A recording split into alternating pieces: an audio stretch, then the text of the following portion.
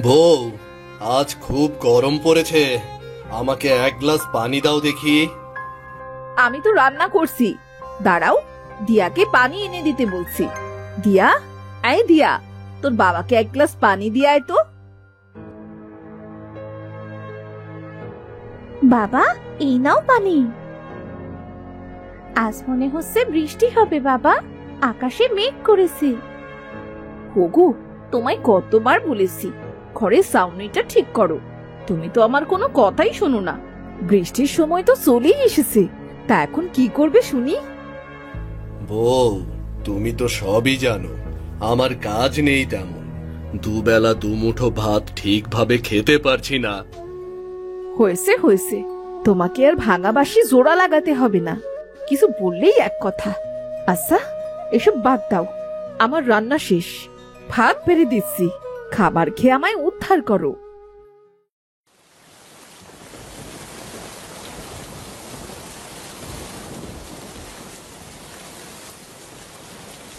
দেখেছো বাবা, কত জোরে বৃষ্টি হচ্ছে। আমি বলেছিলাম না আজ বৃষ্টি হবে। মনে হচ্ছে ঝড় উঠবে এবার। হে বিধাতা, তুমি আমাদের ঘরটাকে রক্ষা করো, দেখো ঘরটা যেন আমার ভেঙে না যায়।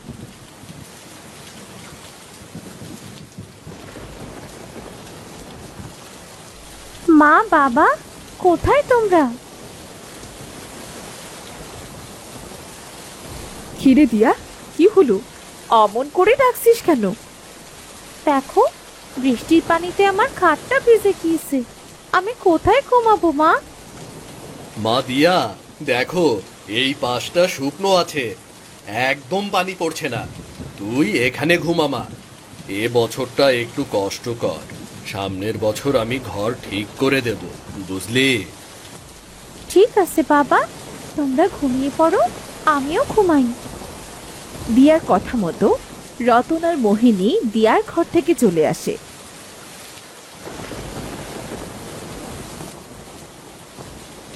পরদিন সকালে সবাই যখন খেতে বসে, ঠিক তখন পাশের বাড়ি থেকে ইলিশ মাছের সুবাস বেরিয়ে আসে।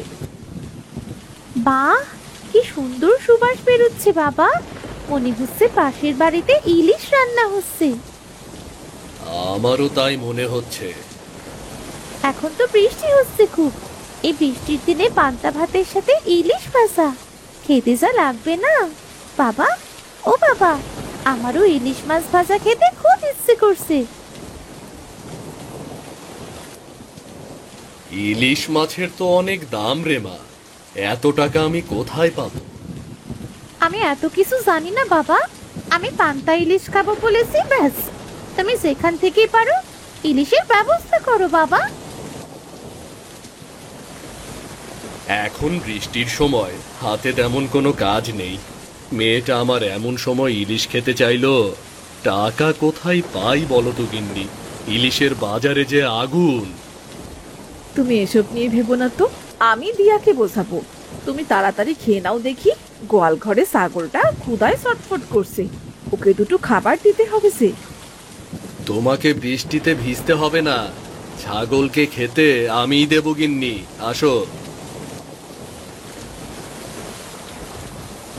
রতন চিন্তা করতে থাকে। মেয়েটা আমার কাছে কখনো কিছু আবদার করেনি, আজ প্রথম আবদার করলো, কি করা যায়? আরে, আমার তো একটা জাল আছে, মৃত্যুর সময় বাবা দিয়ে গিয়েছিল, আমি জালটা ব্যবহার না করে বাবার স্মৃতি হিসাবে রেখে দিয়েছি। এক কাজ করি, জঙ্গলের ভেতর যে নদীটা আছে না, ওখানে জালটা ফেলে দেখি তো। গিন্নি, ও গিন্নি, কোথায় তুমি?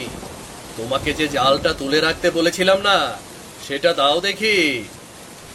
দাঁড়াও, দিচ্ছি। এখন জাল নিয়ে কি করবে তুমি? জঙ্গলের ভেতর একটা নদী আছে, ওই নদীতে আমি একদিন কিছু ইলিশ মাছ দেখতে পেয়েছিলাম, গিয়ে দেখি কপাল ভালো থাকলে ইলিশ মাছ পেয়েও যেতে পারি, বুঝলে? এখনো ফোঁটা ফোঁটা বৃষ্টি পড়ছে, আর আকাশের অবস্থাও তো তেমন ভালো না, এখন তুমি জঙ্গলে যাবে? তাছাড়া জঙ্গলটাও তো তেমন ভালো না শুনেছি, অনেক ভয়ঙ্কর জীবজন্তু আছে সেখানে। তুমি চিন্তা করো না কিন্তু, আমার কিচ্ছু হবে না। আর তোমাকে বাজে কথা কে বলেছে? জঙ্গলের অনেক গভীরে থাকে ভয়ঙ্কর জীবজন্তু, নদীর কাছে তারা তেমন একটা আসে না, বুঝলে? তবে তুমি বৃষ্টি কম হলে যেও। মেয়েটা জীবনে প্রথম আমার কাছে একটা জিনিস চেয়েছে, সেটা যদি সঠিক সময় দিতে না পারি তাহলে মেয়েটার সামনে কেমন করে যাব আমি, বলো দেখিনি? তুমি তো আমার কোনো কথাই শুনবে না, সেটা আমি জানি। তোমার যা ইচ্ছে তাই করো। তবে আমি আসি। হে বিধাতা, তুমি দেখো ওনাকে, উনি যেন ভালোভাবে বাড়ি ফিরে আসেন। যাই, আমি বরং দুপুরের রান্নাটা সেরে নিই।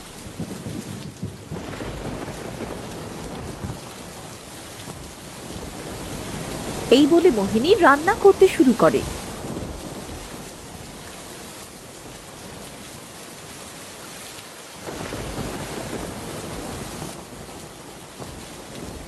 অন্যদিকে রতন হাঁটতে হাঁটতে জঙ্গলের ভেতর সেই নদীর কাছে চলে আসে। আরে, ওই তো একটা নৌকা, আশেপাশে তো কাউকে দেখছি না। এক কাজ করি, আমি এই নৌকায় করে নদীর মাঝখানে যে জাল ফেলে দেখি ইলিশ মাছ পাই কিনা।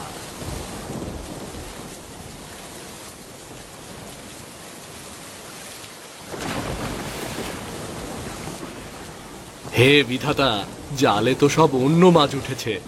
মেয়েটা তো আমার ইলিশ মাছ খাবে, দয়া করে একটা ইলিশ মাছ আমার জালে ফেলে দাও, হে বিধাতা গো। এই বলে রতন নদীতে আবারও জাল ফেলে। রতন তো জাল টেনে তুলে অবাক হয়ে যায়। বিধাতা আমার ডাক কবুল করেছে, কত মাছ উঠেছে জালে, সব ইলিশ মাছ। এই মাছগুলো নিয়ে বাড়ি যাই, মেয়েটা হয়তো আমার জন্য অপেক্ষা করছে। এই বলে যখন রতন ইলিশ মাছ নিয়ে ঘাটে ফিরে আসছিল, ঠিক তখন আকাশে ঘন মেঘে ভরে যায়, বজ্রপাত হতে শুরু করে, আর সাথে সাথেই ঝড় বৃষ্টি শুরু হয়ে যায়। এ কি, আমি ঘাটে কেমন করে ফিরবো? প্রচুর ঝড় উঠেছে তো, ঝড়ে আবার নৌকাটা চারদিক ঘুরছে, এখন কি করি আমি? হে বিধাতা, এবার বুঝি রক্ষা নেই, মনে হয় না আর বাঁচবো আমি, আমি তলিয়ে যাচ্ছি। হে বিধাতা, একটা পথ দেখাও।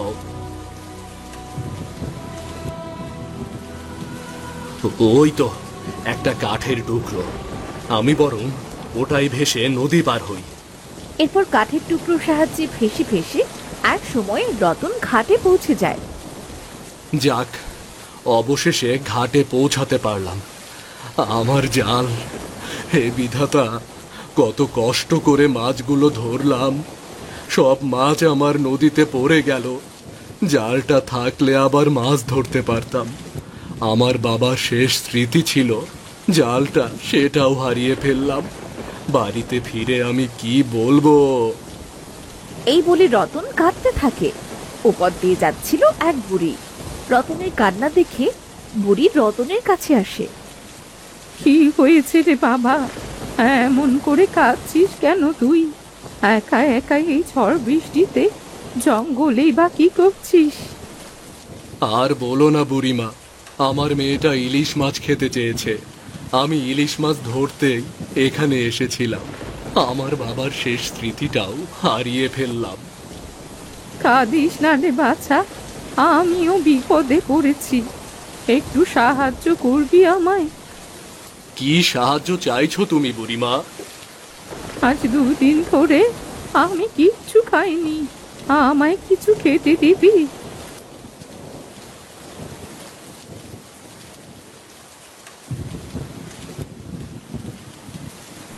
বুড়িমা, এটা মাথায় দাও, দেখবে তোমার গায়ে আর বৃষ্টির পানি পড়বে না। ধন্যবাদ তোকে বাবা। বুড়িমা, আমার কাছে তো কোনো খাবার নেই, তুমি এখানে বসো, আমি দেখছি কোনো খাবার পাই কিনা। ঠিক আছে রে বাবা।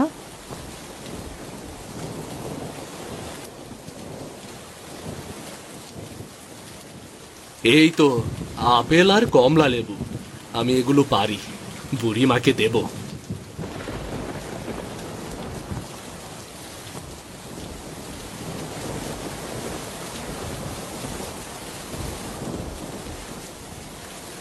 এই নাও বুড়িমা, এগুলো তুমি খাও। অনেক খুঁজে তোমার জন্য এনেছি। ধন্যবাদ বাবা। এ কি? কে কে তুমি? কে তুমি? আমাকে মারবে নাকি? ভয় পেও না রতন, আমি এক পরী, তোমার কোনো ক্ষতি করব না। তুমি পড়ি? হ্যাঁ রতন, তোমার খুব ভালো মন। এই ঝড় বৃষ্টিতে নিজের জীবনের কথা না ভেবে তুমি আমার জন্য খাবার এনেছো। তুমি এখানে দাঁড়াও, আমি তোমার জাল এনে দিচ্ছি। আরে আমার জাল? এটা তো আমার জাল। তোমাকে অনেক ধন্যবাদ পড়ি। আমার বাবার শেষ স্মৃতি আমার কাছে ফিরিয়ে দিয়েছো তুমি। তোমরা অনেক গরিব তাই না রতন?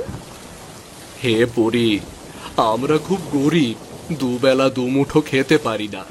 মেয়েটা আমার কাছে কখনো কিছু আবদার করেনি, এই প্রথম ইলিশ মাছ খেতে চেয়েছে, এজন্য তো জঙ্গলে আসা। তোমাকে তো ইলিশ মাছ ধরার কাহিনী বললাম, কপালটাই খারাপ আমার, মেয়েটার আবদার রাখতে পারলাম না। খেদো না রতন, তোমার চোখে পানি মানায় না। তোমার মনটা অনেক ভালো, তাই আমি তোমায় কিছু উপহার দিতে চাই রতন। কি উপহার দিতে চাও তুমি পড়ি? বৃষ্টির সময় তো, তাই তোমার মেয়ে ইলিশ খেতে চেয়েছি, আর এর জন্য ইলিশ মাছগুলো তোমায় উপহার দিলাম। সত্যি পরি, তোমাকে ধন্যবাদ দেবার মতো ভাষা আমার জানা নেই। তুমি আমার অনেক বড় উপকার করলে। তোমার খুশি দেখে খুব ভালো লাগছে। তুমি অল্পতেই অনেক খুশি হও। তবে মনে রেখো, এগুলো সাধারণ ইলিশ নয়। এই ইলিশের পেটে একটা করে সোনার মোহর আছে। তুমি চাইলে এগুলো চাষ করতে পারো। এই ইলিশের পেটে যতগুলো ইলিশ জন্মাবে, সবার পেটেই সোনার মোহর থাকবে। আমি স্বপ্ন দেখছি না তো? তুমি স্বপ্ন দেখছো না, এটাই বাস্তব। এবার আমি আসি তবে, আমার জন্য পরিরাজ্যের সকলেই অপেক্ষা করছে। ঠিক আছে পরি। পরী রতনের কাছ থেকে বিদায় নিয়ে চলে যায়। রতন ও পরীর দিয়া ইলিশ মাছের পাত্র নিয়ে বাড়ি চলে আসে।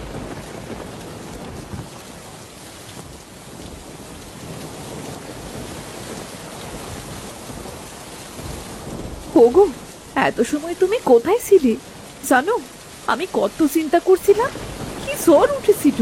এই ঝড় বৃষ্টিতে তুমি কোথায় ছিলে গো? আর বলো না গিন্নি, ঝড় বৃষ্টিতে আমি নদীর মাঝে ছিলাম।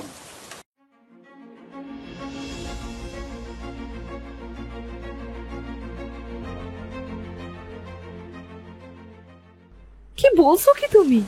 বিধাতা কত বড় বিপদ থেকে বাঁচিয়েছেন তোমায়, তা বুঝতে পারছো? তোমার কিছু হলে আমাদের কি হতো একবার ভেবে দেখেছো? কতবার করে নিষেধ করলাম বৃষ্টির সময় যেও না, কিন্তু আমার একটা কথাও তো শোনো না তুমি। আহ, বাকি কথা শুনবে তো গিন্নি? আর কি বলতে বাকি আছে? আচ্ছা, একটা কথা বলবো।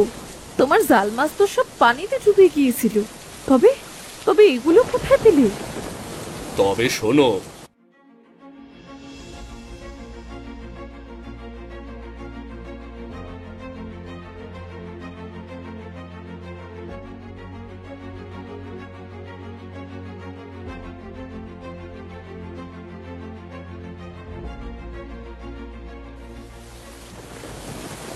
এটা কি আমি সত্যি শুনলাম? ইলিশগুলোর পেটে সোনার মোহর আছে? বিধাতা বুঝি এবার আমাদের মুখ তুলে চাইতেন। আচ্ছা, আমি দুটো মাছ কেটে মেয়েটার জন্য রেখে দিচ্ছি। মেয়েটাকে রান্না করে খাওয়াবো, আর বাকি মাছগুলো তুমি চাষ করো। ঠিক আছে গিন্নি, কিন্তু এই ইলিশগুলো আমি কোথায় চাষ করব শুনি? বাবা, আমি আড়াল থেকে সব শুনেছি তোমাদের কথা। আমি বলি কি, আমাদের তো তেমন কোনো জমি নেই। আমাদের বাড়ির উঠোনে একটা ছোট্ট পুকুর কাটো না বাবা, সেখানেই আমরা ইলিশগুলো চাষ করব। বুদ্ধিটা খারাপ দিসনি মা। আমি তবে পুকুর কাটা শুরু করি। এখন বৃষ্টির সময়, পুকুর বৃষ্টির পানিতে ভরে যাবে, পানির জন্য আর চিন্তা করতে হবে না। দাঁড়াও, আমি আগে ইলিশ মাছ রান্না করে দিচ্ছি। সবাই একসাথে খেয়ে তবেই পুকুর কাটার কাজ শুরু করো। এরপর মোহিনী একটা বটি এনে ইলিশ মাছ কাটে। আর ইলিশের ভিতর থেকে বেরিয়ে আসে সোনার মোহর। সবাই সোনার মোহর দেখে তো খুব খুশি হয়। গিন্নি, তুমি রান্না করো, আমি মোহর দুটো শ্যাকরার কাছে বিক্রি করে আসি। ঠিক আছে, যাও।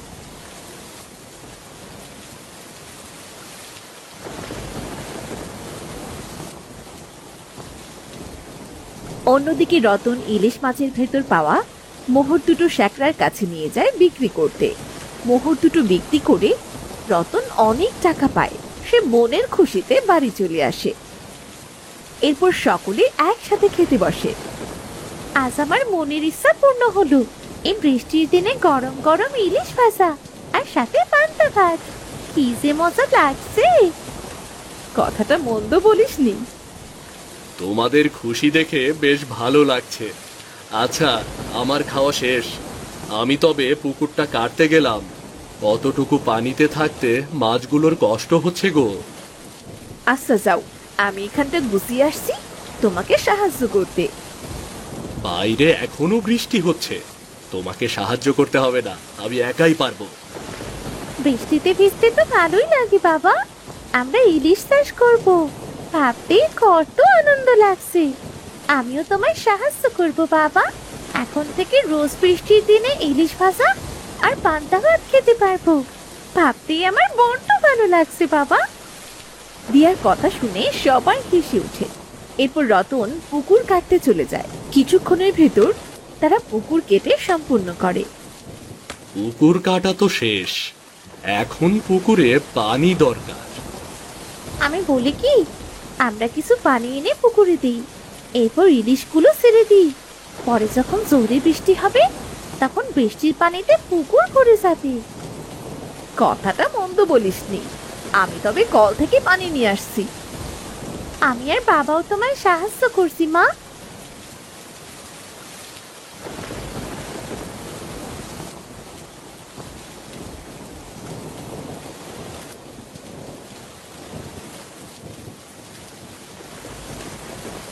গিন্নি, আর কষ্ট করতে হবে না, দেখো জোরে বৃষ্টি হচ্ছে, তোমরা ঘরে যাও, আমি ইলিশ মাছগুলো এনে পুকুরে দেই।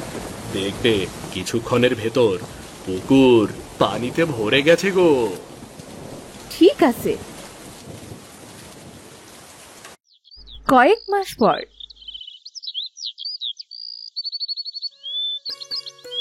বাবা দেখো কত ইলিশ। ওগো, ইলিশের পেট থেকে মোহর বিক্রি করে তো আমরা ধনী হয়ে যাব। ইলিশের পেট থেকে মোহর নিয়ে ইলিশগুলো বাজারে অল্প টাকায় বিক্রি করবে বাবা, যাতে আমাদের মতো গরিব মানুষ ইলিশ মাছ কিনে খেতে পারে। হ্যাঁ রে মা,